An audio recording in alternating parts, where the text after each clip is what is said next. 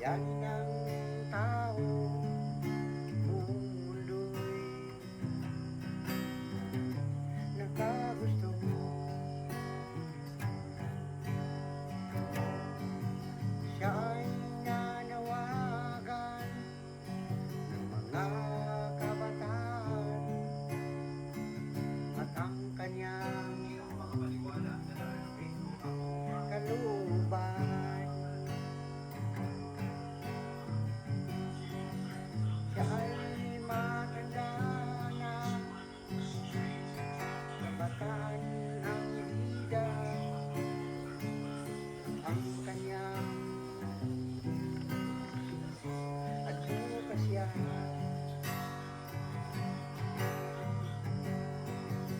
Tanay rin ang bida, dahil sa mga gawain niya sa tayo.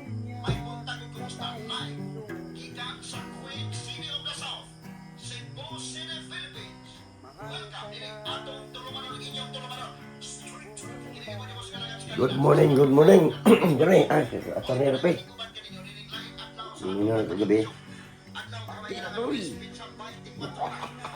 Tiradoy! Ay, good morning mga kanal. Pasensya na karampatan na tungas tiradoy kaya na sakit na mga kanal.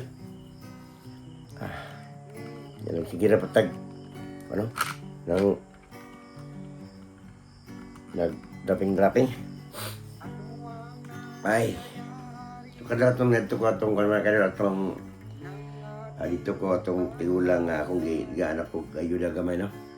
Sakit ko mga kanil, lain akong tingog. So karon mga kanil ato na akong sugdan. Daghang karon mga isyu mga kanil. Ang number 1 issue katong kang PRD kining confirmation of charges gahapon ni PRD no.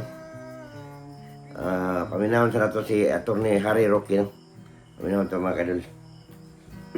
Dali, paminahon na to. Sana'y wala nang gulo. At walang intensyon na pumatay, kundi ang tunay na intensyon ay para Muna matapon ang mga taong bayan PRD, para sumunod sa batas. Atty. Roque mga kadol no? Muna statement niya, which is tama si Atty. Roque. So, sa dili na to sugdan ang say mga pamagi dia atong hisgutan palig po subscribe sa atong Tiradoy sa account tato nga Jose Vlog Adventure no naman dia. Okay mga kadol, so, base sa gapon sa akong napaminawan o ako pong tansa sa mga pag-opening kailang depensa o kang opensa ba. Ako mga ganun, testify ko mga ganun nga napoy-error siguro ang dating presidente. Pero dili kayo na nakasakit ang iyang hatag no nga siya na tanan ang nakuha sa murder. Which is na itong analyze mga kadol.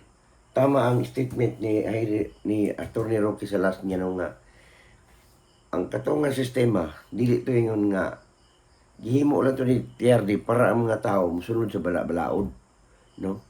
Tiradoy, which is nakita po na to mga kadol nga dako kayo ang input, dako kayo ang naitabo no in return. So tiyan mga kadol ako kay kinis Tiradoy taga Davao City bitaw katong ginisgutan nila nga taga-Accra sila Atty. Roque dili at taga Davao City sila mga kuan na sila taga Manila at tanan. Pero ako si Tiradoy taga Davao City ko mga kadol. We back the situation kani adto sa Bahol sa Maong Davao, which is I think is mga 1980s no. Edad ako ang edad sa 1980s mga kadol 1982 kay natawo ko sa 1968 man. So 1968 pag 1978 10 years no. 1982 kuan ako 2082 is 14, no? 14. Ato panahon na 14 years old ako makadol. Ato panahon na makadol ang mayor sa Davao.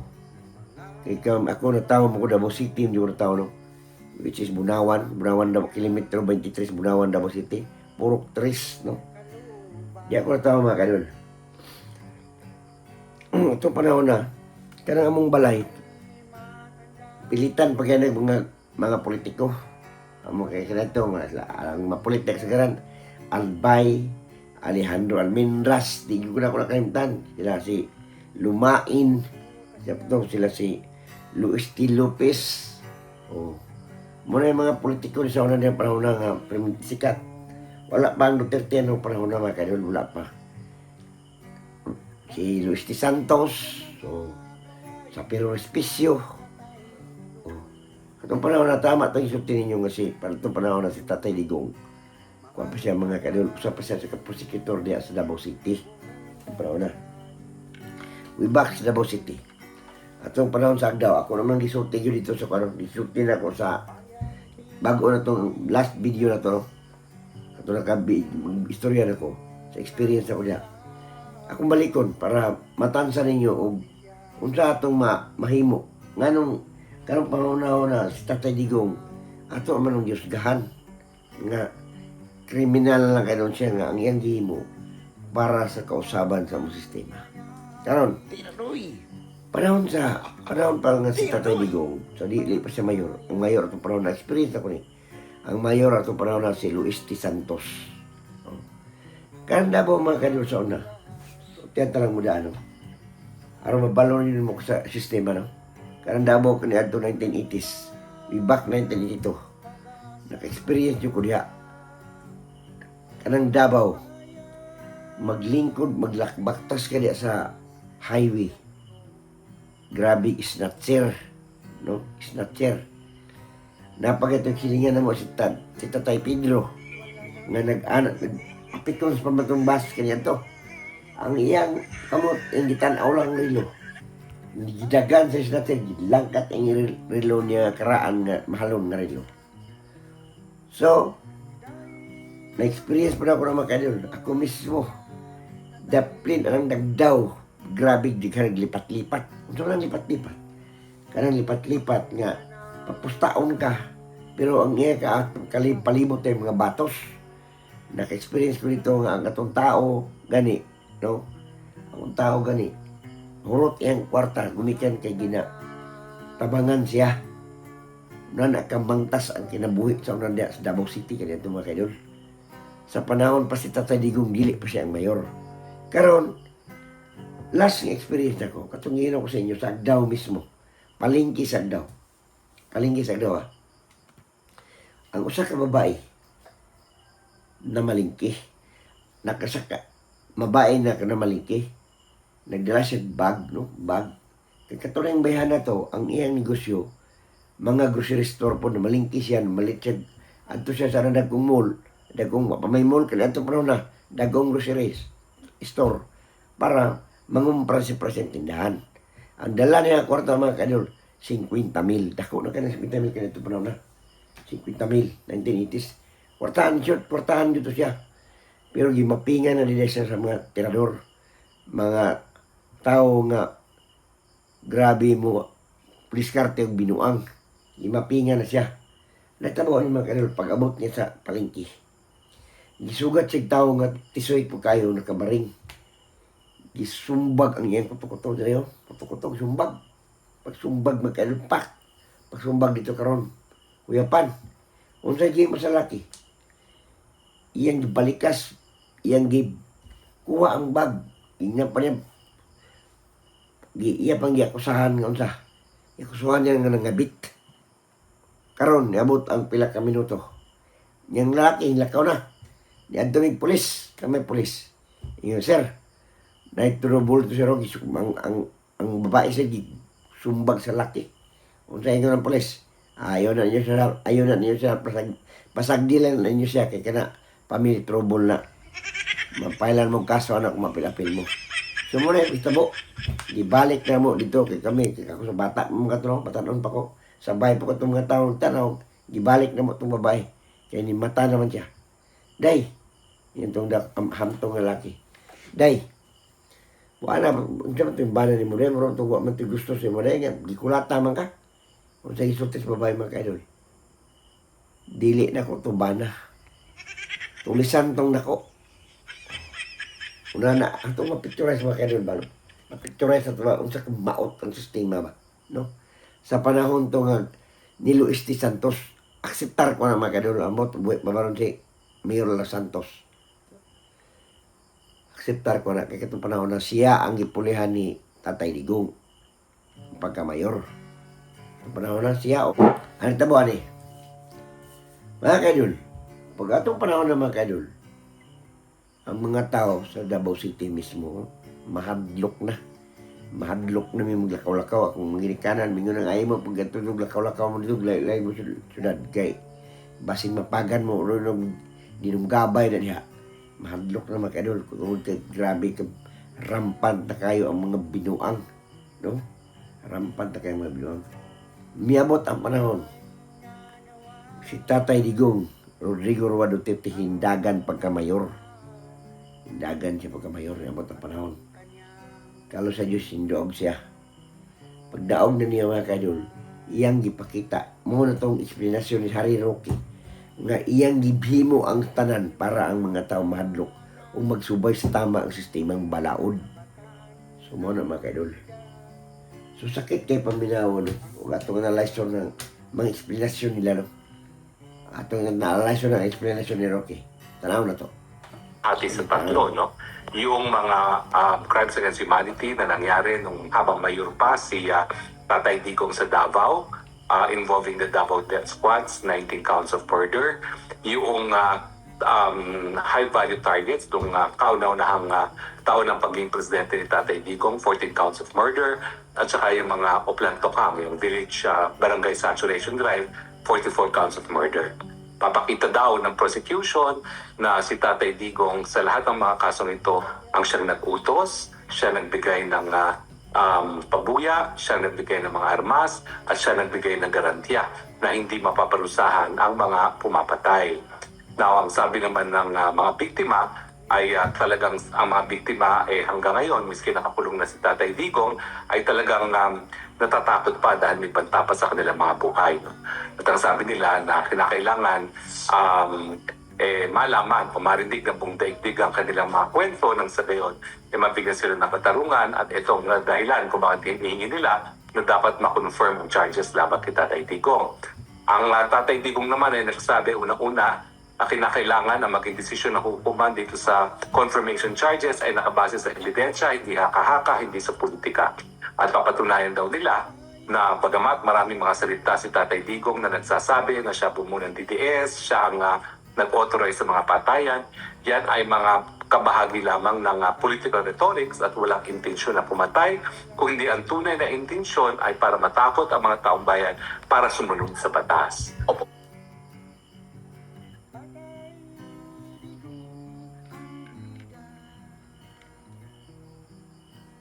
Dahil sa mga gawain niya, Tatay Digong,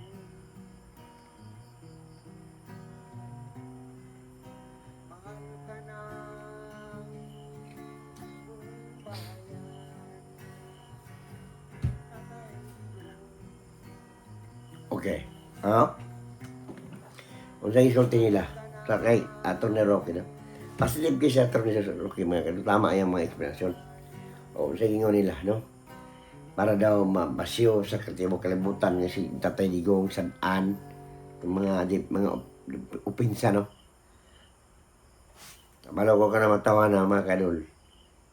Naigo lang sa tama itong isulti ni Atty. Roque nga kanila, naigo lang sa mga politics na. Ang nakasakit mga kaidol nga, no? Ang sakit. Si Tatay Digong. Karon pa sila ni revenge nga si Tatay Digong. Tigulang na. No? Wala na kayo. Wala na ni mo ba? Dili na kayo siya angayan nga munipinsa siya kung lingon tungkol kay tigulang na siya. Una na ka maot atong sistema mga kaidol, no? Una na kasakit na naon sa katao. Sika mo, pangutanon ninyo. Pangutanan yung kagulingon. Kung angayan na ba siya may tabo siya kinabuhi karon. Oh. Sulod sa iyang panahon nga siya naghimog mga tama ang sistema.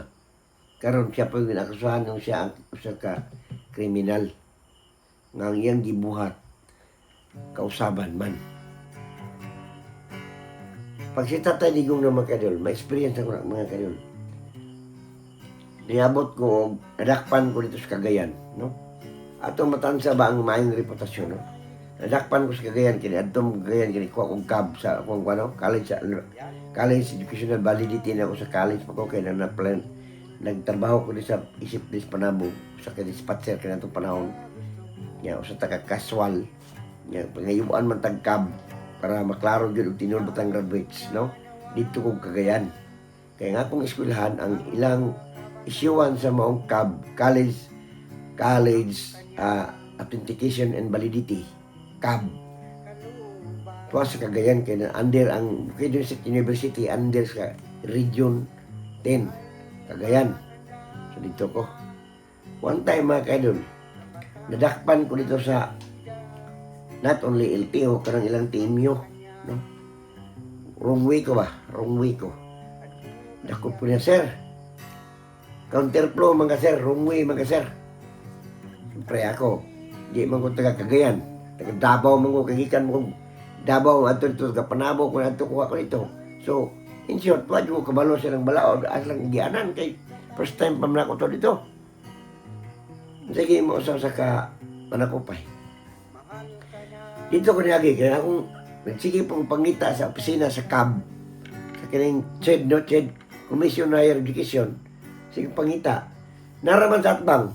So dili ko nagpa-atbang ko, kaya mutabok ko ang dalira. So pagtabok na ko dito kay di man pwede. Kay one way ram lang dito. Gidakop ko. Adakop. Diyan ang tumatan sa umayin sa reputasyon tataligo nga. Pagdakop na ko, sir, violation sir. One way man ka, sir. Kung lagi, sir, di mo ko taga-diri ko, sir. Tiga-sami ka. Taga Davao City ko, Panabo, Davao City. Uy, taga dito na ka di ay. Lagi, sir, na. Buta na mga Tatay Digong, mahiram na, disiplinadaro na mga tao diya. Sige, sir, pag-gantag ang tiyang sir. Ang gwapo-buhato ni mo, patya lang na yung motor, ay na padagana, duyura lang daw, tabok na niya, maunam ng tsedo. So, nana ang may reputasyon mga kaidol, no? Which is, karong sakitan ta maminaw ba nga. Gapo nagkapaminaw, mga ito sa deep. Upinsa, no? Nga, ang analyzer na to ba nga, karon nung Tatay Digong, na, himo na, katusorang mayor pa siya to, hindi pa to siya presidente ato. Itong panahon na. Kaya hindi ako siya presidente, kuwan man, 2016. Oh. Iniadto ko sa CAB, 2012 pa man to. Mayor pa siya to. Oh, mga ito panahon na. Pero ang reputasyon man, naghatag kung may kaayo sa iya. So, karon sakit kayo paminaw na to mga kadol nga. Karon na nung sitasyon na. Nga, ili na siya kakadipinsa sa yung pagkatao na tuod kay Usay, malimot na siya. Siyempre, since mag-analyze mo sa edad ni mo 80 na, di na mga kaayo na. Kung nakakayo, dili naman ka strong imong nerves, no? Tinsan doktor, pangutanong din na strong imong nerves. Dali ra ka malimot. Di nakakayo, wala na kay plano kung sa'yo nga mga umaabot. Ay ma-stop na ka sa imong pangunahuna nga vision ni mo, nga mission sa imong utok. So mo na mga kadol. So ayop lang. Katong na mga katawan nga na sukok ng Tatay Digong. Wala na sa iyong nahuna. Kaya dili yun na ang tunong laon. Ito kasi Tatay Digong sa iyang pagkamayor. Hantod karon siya ang usaka ng modelo sa maong syudad. Nahimo ang Davao magtinuod nga syudad. Gumikan sa iyang sistema nga pamagi. Katong gingon lang ni Atty. Roque nga ang iyang gibuhat dili lang kay pagpamatay tao kung dili dituduan niya ang mga tao unsaon pagsunod sa maayong balaod. Okay?